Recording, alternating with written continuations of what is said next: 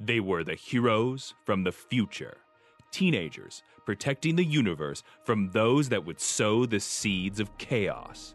Each had unique powers and abilities, and though they often had their differences, they came together to save the day as the Legion of Superheroes. Now, you can be a part of their adventures and learn the history of the future in the Legion Clubhouse. You know, comic books can't all be winners, Matthew. It's true. I mean, not every issue is going to be the first appearance of Galactus. Sometimes you're going to have Tomazuma the Living Totem. Yeah, I guess. I think that's kind of what we're going to find in this week's episode of Legion Clubhouse, but let's get to it. Adventure Comics number 322, The Super Tests of the Super Pets. Published July 1964. Written by Edmond Hamilton with art by John Forte. With the Legion on a mission, the Super Pets are left to protect the galaxy.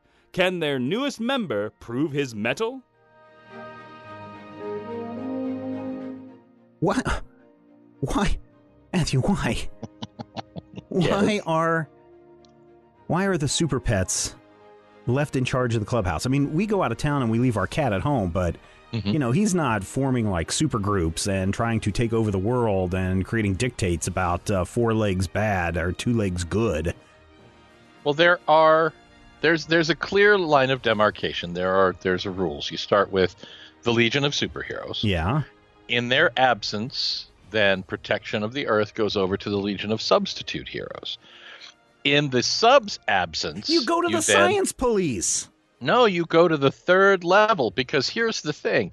The Legion of Substitute Heroes is 4 guys and 1 really strong girl with a beehive. The Legion of Super Pets are 4 Kryptonians. I mean, look at Beppo.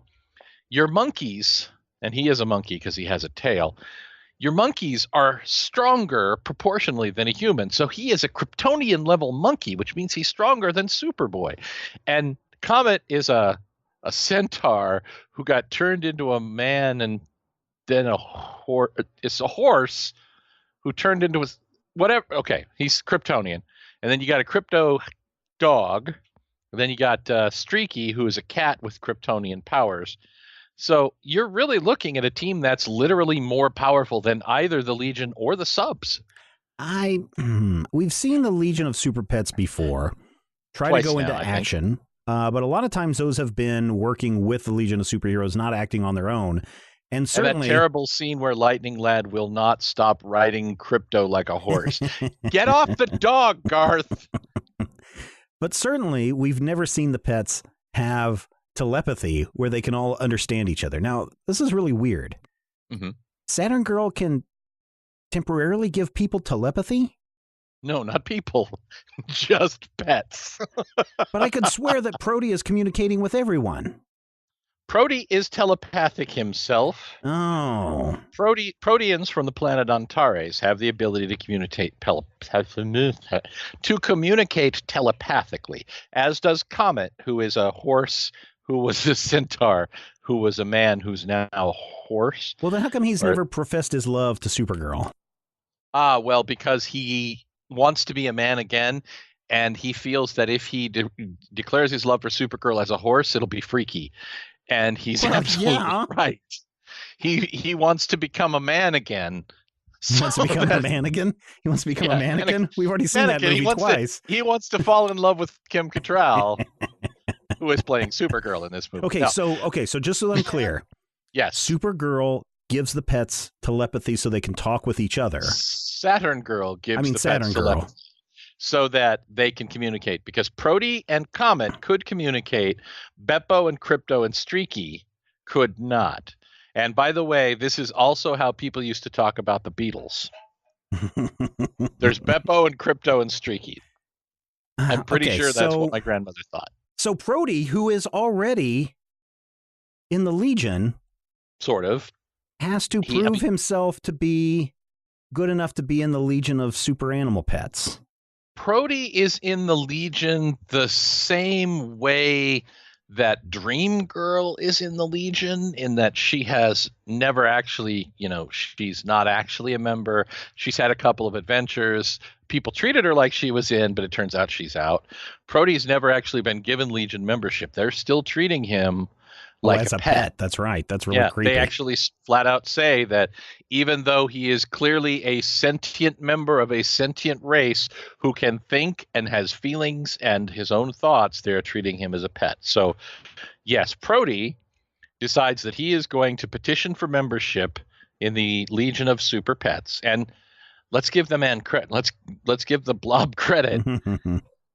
The Legion of Super Pets are 4 super-powered Kryptonians. If he makes it, he will justify his existence as a hero. Can you call a blob a hero? A hero blob. I guess. I mean, he's done so much. I mean, he saved Lightning Lad, helped bring him back to life. Well, not Proty 2, but the first Proty, the Proteans. Proty, the original Proty. The original Proty. Yeah, except no substitutes, except for Proty 2, who also has a weird brother Proty. Who also has a weird crush on Supergirl. Saturn Girl. Saturn Girl. Yes. What's going on? What's going on with the Proteans? I mean, we get a whole backstory of what the Proteans are. Mm-hmm.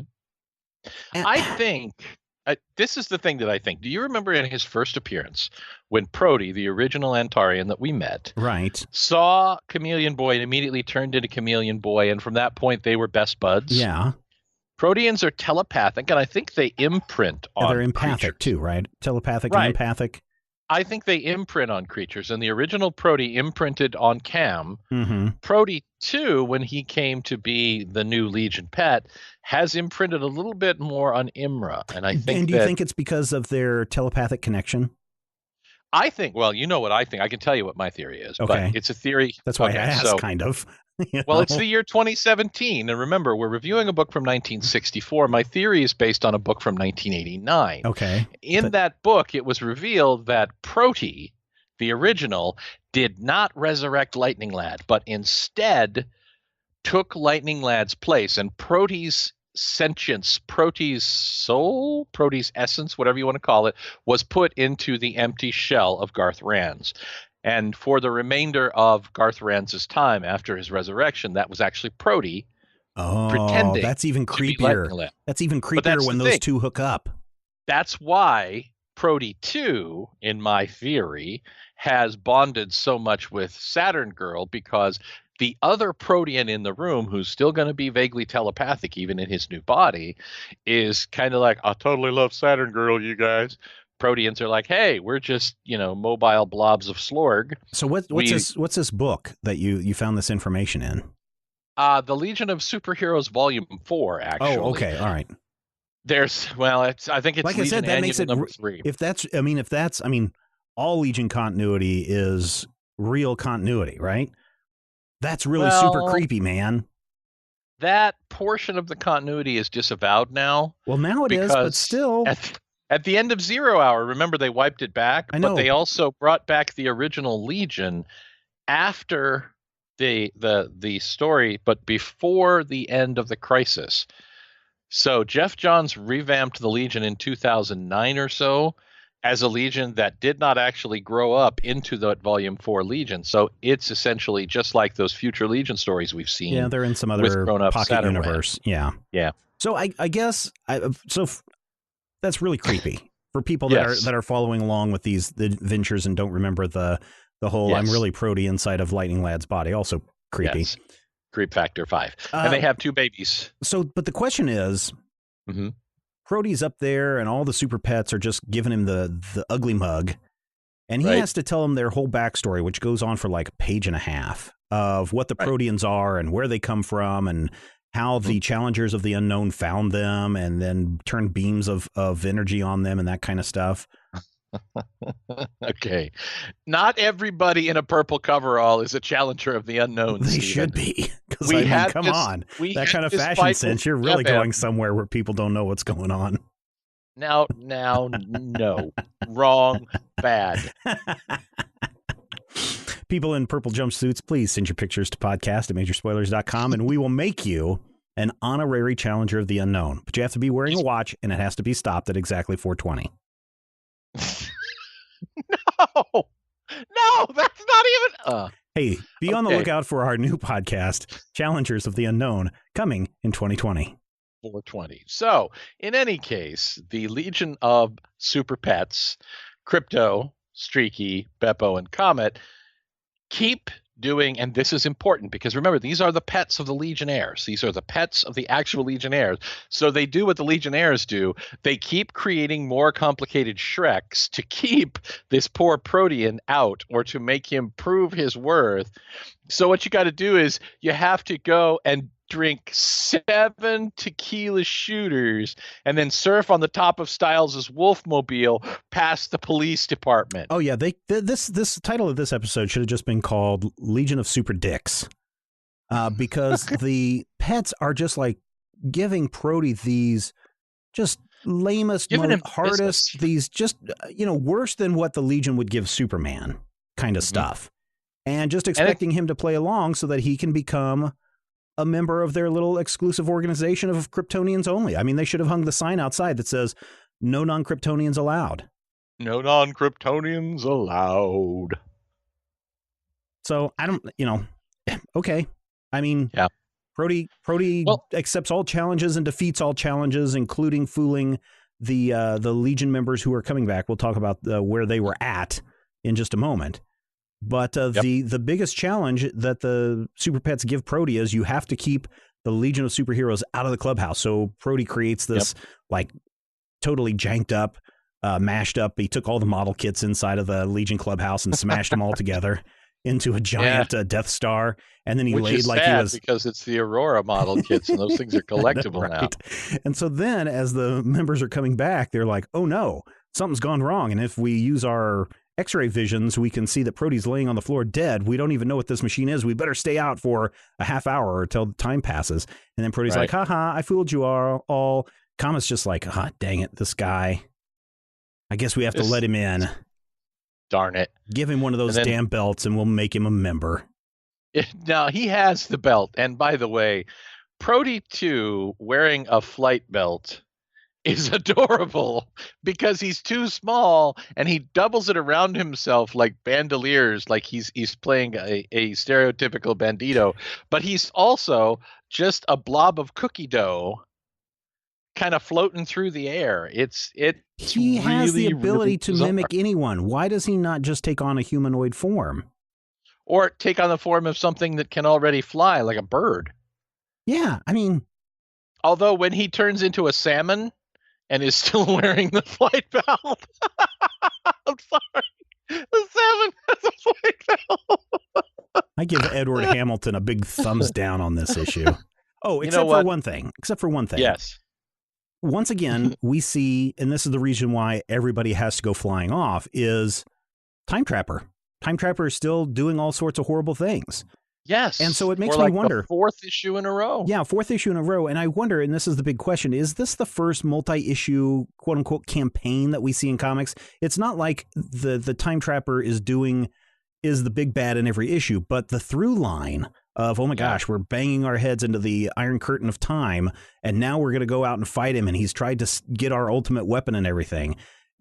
I don't know if this has happened before in comics. You have a bigger breadth of this time period. Is this the first time that we've had a multi-issue campaign in comics?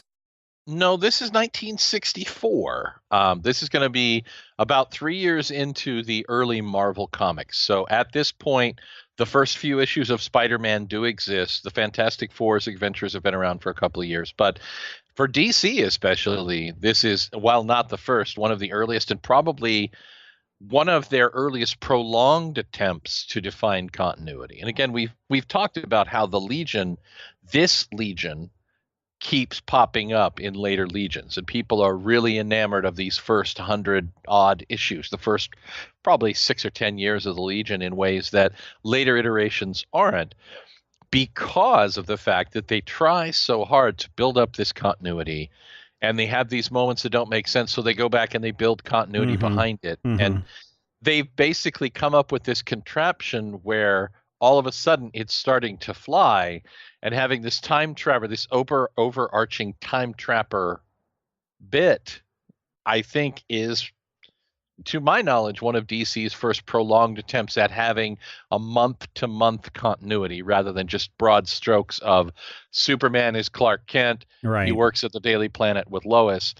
Last issue, Lois was doing this, but this issue, Lois is doing something else. And 2 years ago, she was Superwoman. Now she's Superwoman again, and we're pretending that it didn't happen. This is something where they're trying to do something entirely different. And I think that it may have something to do with those early issues of Marvel Comics. Interesting. Where Stan and Jack and, Steve Ditko and those other guys were creating a universe. Yeah.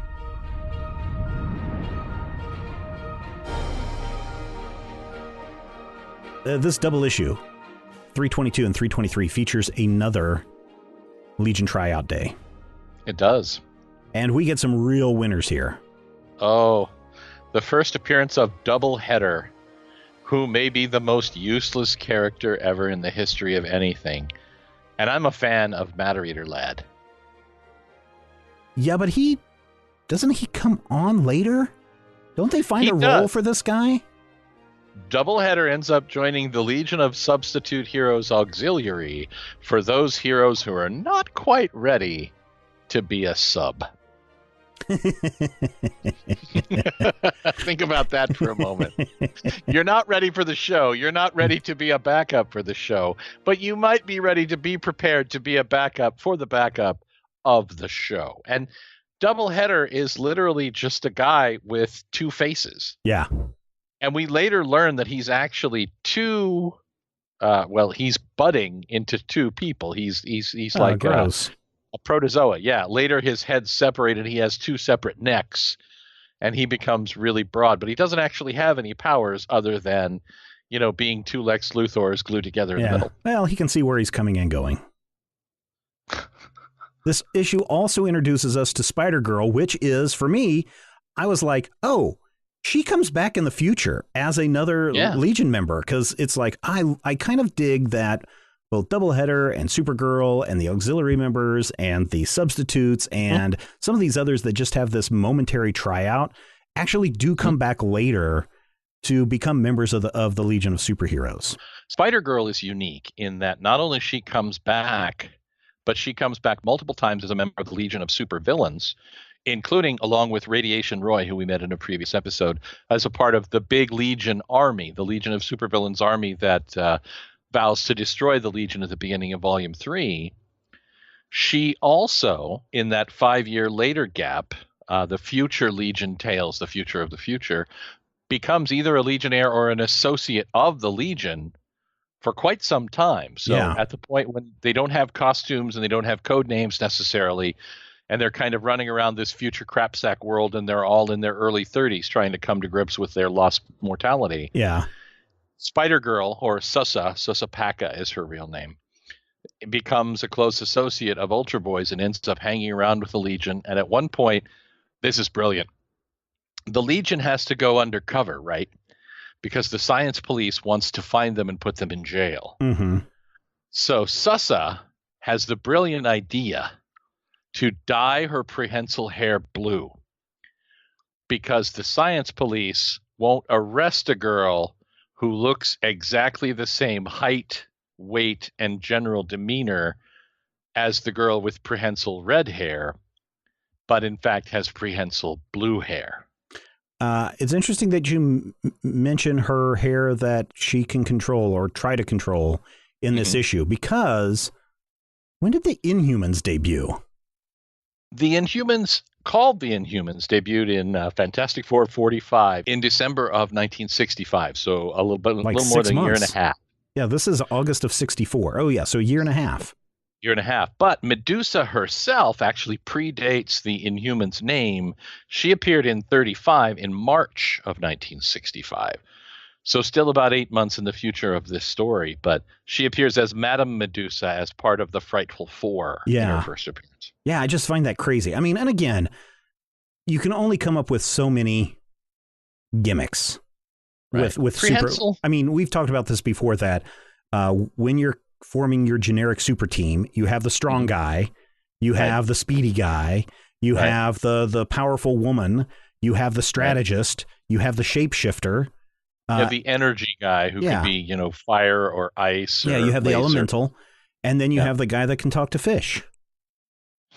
And so at some point, at some point, it's look in your D&D manual, 5th edition. It says when you're forming your team, you have to have someone that talks to a fish. I don't. No, Prehensile hair. No, I mean, it's not the hair thing is not a big deal because I think there are even characters in the 40s and 50s who have the hair that moves around like a snake. I mean, just Medusa, the mythological character has this kind of stuff. So I guess when I read that, I was like, oh, hey, that's just like that Inhumans character named Medusa, who also has crazy hair. I wonder how close these were to one another. And based on what we were just talking about in the previous issue, how much of this is Marvel and DC going back and forth from one another and slyly trying to borrow ideas? I think that prehensile hair is one of those powers that, first of all, kind of, dates back to Rapunzel. Mm-hmm. So it's something that has kind of a prehistoric or a fairy tale mythology basis. But it also is usually seen as a power that's not terribly useful. So there are a couple of mutants who have it. Medusa had it as, the lead of the Inhumans. Sussa has it here and gets rejected from the team as a joke. I think the only time it's ever been played as a real threat is there's like one Sailor Moon villainess who has this long red hair and uses it to beat up on Sailor Mercury. But I think that I don't know if Stan and Jack really would have a whole lot of reading of Legion of Superheroes, but it's interesting to wonder if somehow there was something in the water. Was there a Rapunzel movie that came out in 63 or 64? Or was there something in a Disney flick or a cartoon that was somehow in the general kind of, I hate to keep using the word zeitgeist, but in the general, the pop culture realities of what was going on in 1962 or 1964, whenever this is taking place? Was there something that made prehensile hair a thing? So I'm looking on YouTube. Mm-hmm. And there is a film from 1960 that looks to be Russian. It doesn't have a lot of information, but it is an animated film of Rapunzel that came out in 1960. It looks, I think this is a Russian animation house. So there's a very little chance that in Soviet Stan and Jack Russia would have watched this. In Soviet Russia, hairstyles you. I think we need to start watching the Legion a little closer, because I think we're going to start seeing some more Marvel versus DC popping up very soon. And if there isn't it, we can just make it up. Yeah, don't tell them. Adventure Comics number 323, The 8 Impossible Missions, published August 1964. Written by Jerry Siegel with art by John Forte. A series of grueling tests will choose the Legion's new leader. But will any of these heroes survive them? Don't get me wrong. Yes. I like Proty. Yes. But the best kind of Proty is the one that appears like every 30 or so issues. We have two Proty-centric Legion tales back to back, and as I often tell my wife, that's Proty on 11. I need Proty on about 5. I think 11 issues in between Proty appearances is just fine by me. Here's the thing. Here's the thing. Okay. And I know that this is years ahead of what actually happens. Mm-hmm. But if the Legion of Superheroes is Scooby-Doo, Chuck Tane is definitely Scooby-Doo, and Proty is definitely Scrappy-Doo. No. Chuck is not Scooby-Doo. Matter Eater Lad is Scooby-Doo. Chuck is Scooby-Dumb. No. Matter Eater Lad is Shaggy, because he eats all the time. Oh, that makes sense. But Proty is definitely Scrappy-Doo. So Saturn now, Girl is Velma. So the instantly... Oh, no, she's Daphne. So who's Velma? Shrinking Violet. Shrinking Velmalet. Okay. Shrinking Velmalet. Yeah. Okay. And of course, Cosmic Boy is Fred. And Chameleon, always driving and Chameleon Boy and Brainiac are Old Man Farmer John after they pull the mask off. Chameleon Boy is the mask. Yeah. Brainiac is Old Man Wiggins, who Yeah. runs the old abandoned amusement The park. old abandoned amusement park. Okay, so here's the thing. Proty becomes a member last issue, and suddenly he's calling the shots when it comes time to elect the president of the club. Mm-hmm. And it's called the Eight Impossible Missions that he's going to put them on. Go for it. And here's the thing. This is why this happens. Because it's funny. Because really... No, that's what I'm saying. Scrappy-Doo they brought on because people thought it would be funny. And really it became annoying. This is more complex. What happened is Saturn Girl realizes her term as Legion leader is ending, and they haven't prepared for it. And she says, the computer will just pick whoever is the smartest. And Brainiac says, I'm the smartest. I would win too easily. You can't do that. Brainiac knows that he would win a competition of who is the smartest. So he says, that's boring. That would be too easy. We have to find our leaders some other way. Now, remember, these are kids. They're 14, 15 years old. So Proty says, I got an idea. Let's have a scavenger hunt. Because everybody loves scavenger hunts. Right. And these 14-year-old kids, remember, it's 1964. I know. That's what you did on Sundays after church services and this is what wholesome and the chicken children feed. do. Yeah, you go out and have a scavenger hunt. Well, you have to have the ice cream social first. Leave your geocaches everywhere, kids. Right. And maybe someday you can become the president of the Legion of Superheroes. Set. Yes. And his leather punch set. And his leather punch so they can make wallets and necklaces. Because he won them for selling valuable prizes with grit, but he uses them to burn his name. Wait, you're assuming that Proty is a boy. Okay. They use them to carve their name in a leather strap and turn into Bizarro Proty. Which, why? Because Bizarro Proty is backwards. Be right, because that's what becomes important. Proty basically is saying, you guys, we're tired of the planetary chance machine giving us all headaches, possible concussions in the case of Ultra Boy, and we're going to do something wacky and fun. And Proty basically creates a giant puzzle for the Legionnaires to figure out, and the Legionnaire who figures out will clearly be the cleverest one and thus fit for leading. So it's a perfectly legitimate Silver Age plot. Oh, yeah. So they're all sent off on different things, like Saturn Girl has to go throw some dinosaurs through a hoop. The dinosaur throwing contest is adorable. She has to ride a joust thing.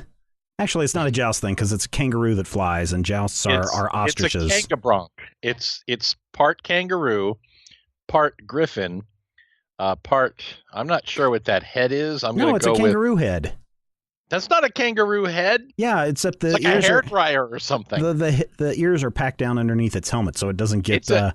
So the thing is that she has to figure out ways to get around, because these things have helmets to prevent them from being telepathically controlled, and so she has to figure out how to win the race so that she gets the clue, or whatever that may be. And once again, we see, as with last issue, a Legionnaire forced to do something without using their superpowers to make it easy. And then Proty assigns Ultra Boy to, I don't know what the heck he's supposed to do. Ultra Boy has to go. All these schemes are really weird. Ultra Boy has to capture some crooks for the science police, and he does it with his flash vision. Oh, that's right. And then Phantom Girl has to figure out what the greatest award Jor-El ever received on Krypton is. So she has to go into the Phantom Zone, which is kind of interesting that she just walks right into the Phantom Zone. We discover in this issue that Phantom Girl can enter the Phantom Zone at will, basically wherever her planet of Bug Tussle Bug Tussle is. She can turn herself into a vibratory phantom form, which allows her to go into the zone, which honestly makes perfect sense. I think at one point they actually recommend that Jor-El discovered the Bugtazillion buffer zone between Bug Tussle and Earth. And that is literally either what the Phantom Zone is or where the Phantom Zone is located. The Phantom Zone is a contained portion of the Bugtazillion buffer zone. Yeah, because that'd be really awful. It's like, I am Jor-El. I just discovered your quote-unquote Phantom Zone. I'm just going to drop our worst criminals here. Don't let them give you any blankets or cough on you. It worked for Australia. I guess. Element Lad has to go stand by the most radioactive pile in the known universe. And not use his element powers. Yeah, and he's going to die if he stays there. Remember, it's a big pile of radioactive eyes. It's radioactive. Oh, God. It's got a giant eye on it. An eye this big, blood red, yes. It's a radioactive eye. Yes. And then Pete Ross has to prove that he can read minds. And as it becomes clear that each Legionnaire is being asked to do something that another Legionnaire could do easily with their powers. They're basically saying, prove that you're versatile, prove that you're the cleverest or the smartest. Also worth noting in this issue, Superboy and Jimmy Olsen stand side by side. Mm-hmm. Jimmy's clearly older. Oh, yeah, because Jimmy, if he's working at the Daily Planet at this point, he's got to be, even though he still dresses like a 12-year-old, he's got to be, 22. I was going to say 23. Yeah. And Superboy is 15 or 16. Well, because he's got to be a teenager, which also brings into the question is, Jimmy can't be a teenager, and therefore he shouldn't be allowed to be in the Legion of Superheroes, unless he's 19. He could be 19. We'll say Jimmy, wait, you have to be under 18, I think it's the rules. Well, then the Daily Planet is breaking some major child labor laws. That Jimmy is under 21. I don't think so either.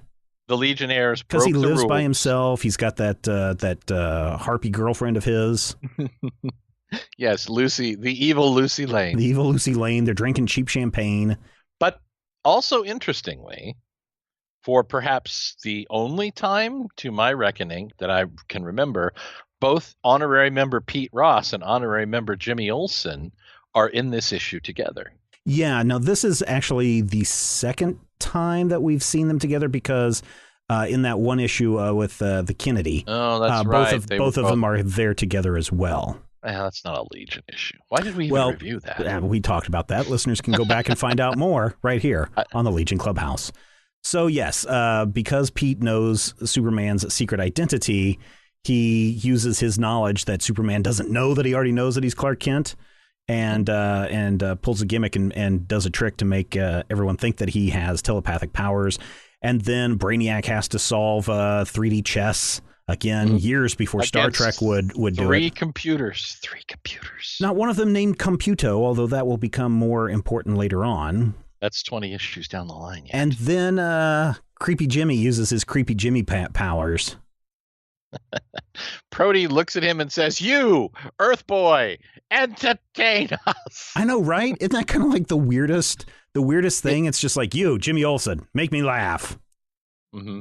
It's really weird. Does Proty have something against like Jimmy Olsen? Like everybody should, but everybody does. Well, and I think part of the reason why Proty has something against Jimmy Olsen is Jimmy immediately responds by going, "Hey, I'll bust out these special puppets, these lifelike puppets of all the female Legionnaires that I happen to carry with me at all times. These are lifelike body doubles of the Legionnaire women." Oh, and men, because Superboy, that's still Mon-El, and what's his name? Jonah, yeah. Ultra Boy. Yeah, Ultra Boy. He or does as a thing we like on them. to call him, the most perfect costume in the 30th century. I don't know. But yeah, he even has one of Matter Eater Lad. Yeah, he does. But it's really kind of creepy where he uses his extendo fingers to make them all turn into dancing marionettes. And everyone's just like, giggle, giggle, oh, you're so funny. And no one questions, why does Jimmy have life dolls of us? And what is he doing with them when we're not around? And how did he get our perfect measurements? Oh, so maybe, no. So maybe... No, there's got to be a different answer to this. He didn't go to like the Puppet Planet to get these things. You know, his Elastic Lad suit and the chemical that turns him into Elastic Lad is like in a Legion of Superheroes locker room. So I'm wondering if the Legion has likenesses of themselves. He borrowed the puppets from the trophy room. Okay, so trophy room, or here's the one thing that the Legion of Superheroes aren't doing. They're not merchandising correctly. So maybe these are the action figures that they're selling to their fans, and Jimmy just happened to buy a couple of those and turn them into marionettes. Could be. I know, we're trying to put answers into something that we really shouldn't be putting a whole lot of thought into, because it's obvious that Jerry Siegel did not put a lot of thought into this issue. Be nice. Okay, I'll be nice. In the end, Yes. Proving that Brainiac is not the smartest. Mm-hmm. Because everyone has to write down these letters, and then what happens is when you put them in the right order, it spells out Superboy, which Put Brainiac them all together, they spell mother. Brainiac should have had that figured out right away if he's the smartest, and yet it's Saturn Girl who figures it out, and thus she remains president for another year. Brainiac has a computer brain, and as we know with a computer, garbage in, garbage out. Proty's mission here, Proty's quiz, is not something that you can calculate. It requires a leap of intuition on Saturn Girl's part, where she suddenly realizes, why is he being a Bizarro? Because Bizarros do everything backwards, which means that his name is not Proty, it's Etorp, which means that he has a Y, which spells out Saturn Girl, Ultra Boy, Phantom Girl, Element Lad, Ross, Pete, Brainiac, Olsen, Jimmy, and Etorp spells Superboy. Which is, again, okay. Her name, clever. It's clever. No, her name is not Saturn Girl. It's Imra. If they're going to go by that lettering, then Jimmy Olsen should have been Element Lad, or should have been Elastic Lad. True. But here's something else. And if they'd gone Pete, with Ross, the regular Ross, last Pete, names, it would have spelled RNWNRDO, which is Renwubla. Oh my gosh. And spell that backwards, and that is Yondu. Oh my gosh. It's Yondu. It's the all Guardians of Yondu. the Galaxy. Yes. They don't even exist yet. Here's the thing. I cannot wait. I really hated this issue, as you can tell. It is just a dumb gimmick. Kind of goof. It is. It is a dumb goof, and I cannot wait because the readers of the Legion of Superheroes, they write in some really good letters, and I can't wait to see if in a future letters column, some smart little girl from Peoria, Illinois is going on and going, you idiots. Her name's not Saturn Girl. His name's not Ultra Boy. It's Jonah. Come on. And then to see how the DZ editorial... And that woman grew up to be... Gail Mama Simone. Schleicher. Oh, Gail Simone. Well, I don't know if Gail Simone's that old. No, she's not. We've come to the end of another Legion Clubhouse. Matthew, what did we learn this week? We learned that if you're going to be the Legion leader, you gotta know how to pronounce your name backwards, Neferts. I think we also learned that, Matthew, it's not just cats that are evil and mean. All animals are evil and mean. They learned it by watching the Legion. And we learned that if nothing else, if you send your friends in to die in a radioactive wasteland, they'll probably laugh about it afterwards. Oh, and let's not forget some creepy Protean Saturn Girl romance stuff. Ugh. Thank you so much, everyone, for checking us out this week on the Legion Clubhouse. We appreciate everyone who downloads and listens. And for those of you who are leaving reviews over at the Apple Podcast or the iTunes Podcast, whatever they're calling it now, you know, you're hip. We're not, because we're talking about Legion of Superheroes. But we really appreciate your support, and we could use your support to keep this show going. We've got one more episode left in this rotation, and we'd like to get some support to keep more going. And you can provide that support by going over to patreon.com/Major Spoilers and signing up today. It's that simple. So until next time, I'm Man Bun. And Dave's not here, man. The Legion Clubhouse is a production of Major Spoilers Entertainment, LLC, and is produced by Steven Schleicher. Your hosts were Matthew Peterson and Steven Schleicher. You can follow Matthew at Mighty King Cobra and Steven at Major Spoilers. You can follow this podcast on Twitter at Legion Clubhouse. If you have questions or comments, send them to podcast@majorspoilers.com. I'm Jason Inman. Until next time, eat it, Grandpa. This podcast is copyright 2017 by Major Spoilers Entertainment, LLC.